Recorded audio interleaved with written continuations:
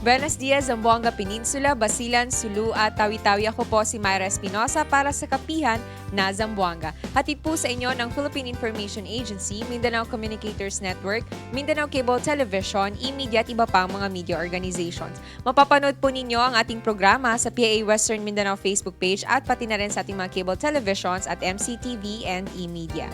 Bukod po sa pag-iingat natin laban sa COVID-19 ay kailangan din nating maghanda sa mga sakuna na maaaring maranasan natin dito sa Zamboanga Peninsula. Tulad na lamang ng earthquake. Kaya naman pag-uusapan natin ang earthquake preparedness ngayong panahon ng pandemya. Kasama po natin, let us welcome our guest po ngayong araw.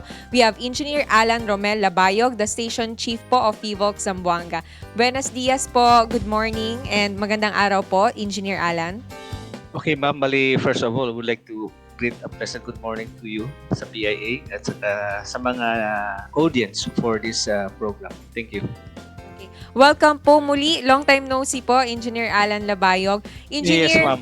Opo. Engineer, first of all po, we would like to ask po, no, yung NSED po natin o yung National Simultaneous Earthquake Drill natin will be on June 10. Given po na it is a pandemic, how will you be holding the drill po? Okay, ma'am. This coming June 10, we will be having the NSED or Nationwide Simultaneous Earthquake Drill. Now, it is scheduled around 9 a.m. Then, ang problema ngayon, kasi nasa pandemic tayo, so we will be holding it sa mga office na lang. So, sila na mismo ang mag-decide if they're going to join with the simultaneous earthquake drill. So, but nevertheless, it does not limit them to join.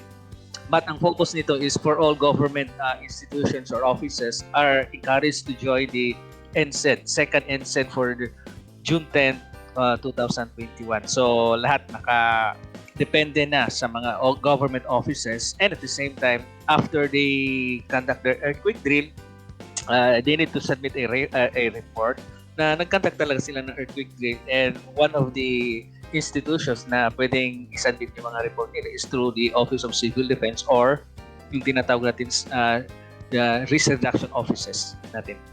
Okay. Engineer, we can see that annually, quarterly po isinasagawa natin yung ating nationwide simultaneous earthquake drill or NSED po natin. How important po ba itong drill na ito?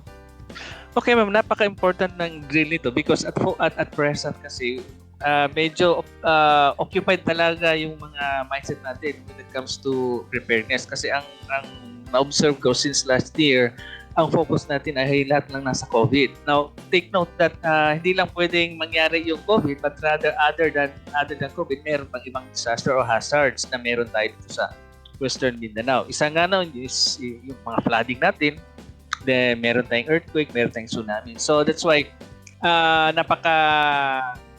medyo mabigat tong preparation because given na yung pandemic and at the same time you add another hazard, then that would be ma-measure talaga natin gaano ka-prepared tayo with that, ma'am. Okay, thank you po. With that po, Engineer, as per your assessment po, how ready is Zamboanga Peninsula po for an earthquake of sizable intensity? Okay, with sizable intensity, let's say kung ibabase natin, let's just take for example yung mga historical earthquakes natin. So historical earthquakes natin nasa magnitude 8.1 at saka 7.5. Now given that scenario, that would, let's say ngayong scenario at the height of pandemic, well definitely that would be a very big preparation to make. Then kung itatanong mo sa akin, are we prepared? And definitely we're not prepared because like I said, ang preparation natin was more focused on sa COVID. That's why we came up with this protocol na during the time of pandemic, if there will be a strong earthquake, the earthquake protocol should supersede the health protocol. So definitely, pwede nating sabihin na medyo hindi kulang tayo sa preparation when it comes to a multi-hazard scenario. You mentioned po that kulang tayo sa preparation po ngayon, no? Yes, So, Engineer, how can we be safe po from earthquakes during the pandemic po amidst all the health and safety protocols? Ano po ba yung mga dapat nating tandaan, ipaalala po sa ating mga manonood ngayong araw? Okay, ma'am. For PHIVOLC, how many months ago, we published a 6 safety tips for earthquake in times of pandemic. Meron dyan, studied ko na yung kopya. So number one, no, bali, in case na magkakaroon tayo ng lindol, never forget to execute the drop, cover, and hold. Now, see to it that we all know, ito yung in-emphasize ng institution na the earthquake protocol during an earthquake should supersede the health protocol or COVID protocol. So, the moment na may nararamdaman ka na earthquake, automatically you should drop, cover, and hold. But before you go to this execution, see to it that we revise our disaster plan, emergency plan, or other protocol plans. Because, like for example, sa previous plans kasi natin, majority of the plans were drafted before pandemic. So meaning to say, may mga consideration na bagong consideration when it comes to safe refuge within the workplace. For example, dati, if ever there will be an earthquake, pwede ka nang mag-execute under the table and together with your companion or together with your office mate. But at this time, medyo hindi na pwede yan kasi you will be violating yung tinatawag natin physical distancing. So those are the things that we should revisit yung protocol na, or yung plans natin, special for emergency plan, disaster plans, or other kind of plans when it comes to executing the earthquake protocol. Then the second is yung pag evacuate natin. See to it that we all wear, kasi nandiyan na yung new norm natin. The new norm is for us to wear face mask. Then definitely during the evacuation phase, after the shaking stops, take the fastest and safest route to evacuation area. But never forget the physical distancing, and at the same time, it should be 1 meter or more. And don't forget to wear masks. Then bring emergency kit or first aid kit or emergency kit along with you. Now, for the third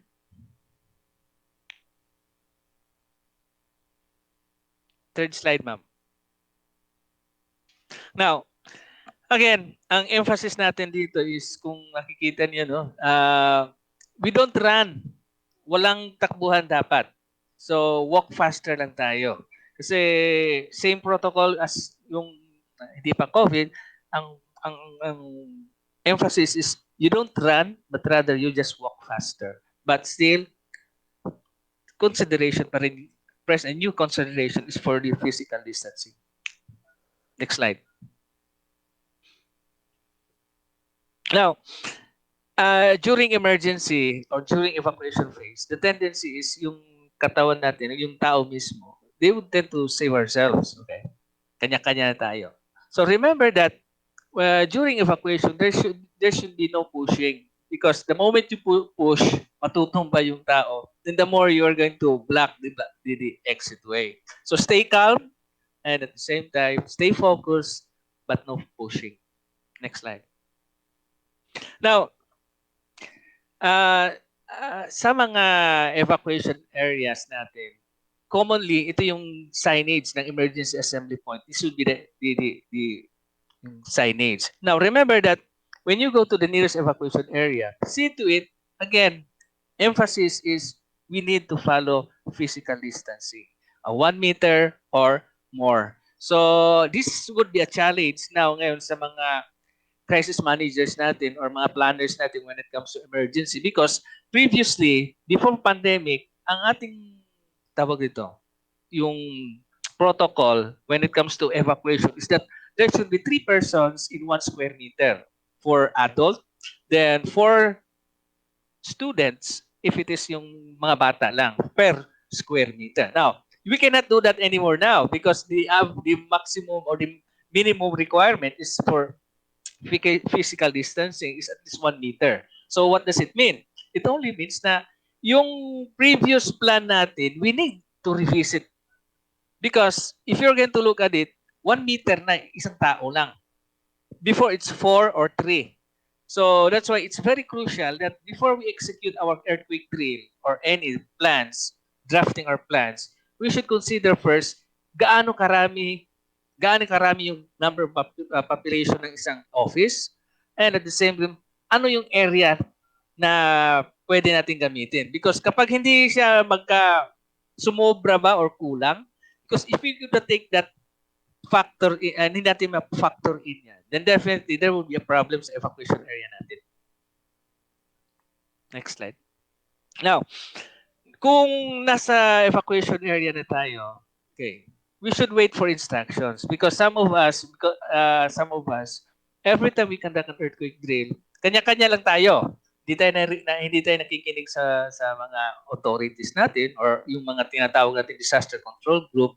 But this time, we need to listen because may mga instructions tayo kasi may mga added instructions. Aside from the earthquake, yung nga sinasabi natin, may another protocol, which is the health protocol. That's why it's very important that we should listen for instruction before going in sa building if it is safe. Because yung dati kasi, kapag pumasok ka sa building, kanya-kanya lang tayo.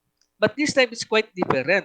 Kasi may mga physical distancing tayo. So, again, yung routine, pagbabalik ng building, hindi nga na ngayon yung pwede mo lang isang setting lang pagbalik sa building. But right now, they should come up with tawag ito, routine. So let's say isang linya lang muna makakapasok so that we could practice the physical distancing. So those are the 6 steps for safety during the pandemic for an earthquake. Okay, engineer, napansin po natin no, na talagang nag-iba, na bago po yung ating mga steps no upang sundin how to be safe during an earthquake o yung dapat natin gawin during an earthquake drill po. So nabago talaga siya, knowing that we need to follow also yung ating mga health and safety protocols. We can see na medyo mahirap dahil aside from minding yung ating pag-drop, cover and hold, yung pag-evacuate natin, ay iisipin din yung ating mga health protocols. We should also be mindful yung ating mga health and safety protocols. So, napansin natin na medyo mahirap po ito, engineer. But, can you, for your, for your comment po ba or advice natin, doable naman po ito? Yes, Kaya ma'am. naman po. Doable yan, ma'am. Doable. Kasi, kaya nga sinasabi ko, before planning it out or before drafting the plans sa emergency natin for earthquake, kailangan natin i-revisit muna. I-revisit yung disaster plan natin or emergency plan para makita natin ano yung mga dapat to reconfigure. Kasi lahat doon magbabase kasi. Kasi let's say for drop, cover, hold, hindi ka naman pwede pumasok sa mesa kapag may kasama ka. That's why each plans, okay, dapat naka-fix na. Ano ba yung pwedeng mangyari dito na hindi makapag follow ng physical distancing. So those are the things. That's why it's very crucial for us to revisit the disaster plan. Kasi without revisiting the disaster plan, it turned out that during the pandemic, when you execute the drill, you will be still following the old routine of earthquake drill. Then that's the problem there because you might infect. Kung may tao nung may COVID, then definitely that would be an avenue to be infected. Okay. Yes po, tama po kayo. Thank you very much po, no, Engineer Labayog, for elaborating sa amin yung ating steps po on how to be safe during an earthquake po or during the earthquake drill po. So, Engineer, any more message po sa ating mga manonood? Reminders natin, especially that you mentioned that it is very hard po, no, hindi pa ganun kahanda yung Zamboanga Peninsula for an earthquake. So, ano po yung mga reminders natin na pwede nating ipaalala sa ating mga manonood to be safe sa kanilang mga opisina and of course sa kanilang mga tahanan po? Okay, bali ang first na advice natin siguro is, okay, number 1 is to revisit nga yung disaster plan natin for each office pa or sa bahay natin. Then secondly is dapat mag-prepare tayo ng mga face mask and at the same time plan it out kung saan ba tayo tatakbo. So then lastly is to be critical or crucial sa mga ways natin during convergence ng mga tao. Yun lang. Thank you very much po. It's short po pero talagang exact po no yung ating instruction, reminders and advice po sa ating mga viewers ngayong araw. Thank you very much once again po, Engineer Alan Romel Labayog, the Station Chief po of FIVOG Zamboanga. Thank you po for your time, Engineer. Stay Thank you, safe ma'am. po. Thank you, ma'am. Thank you, ma'am. Okay.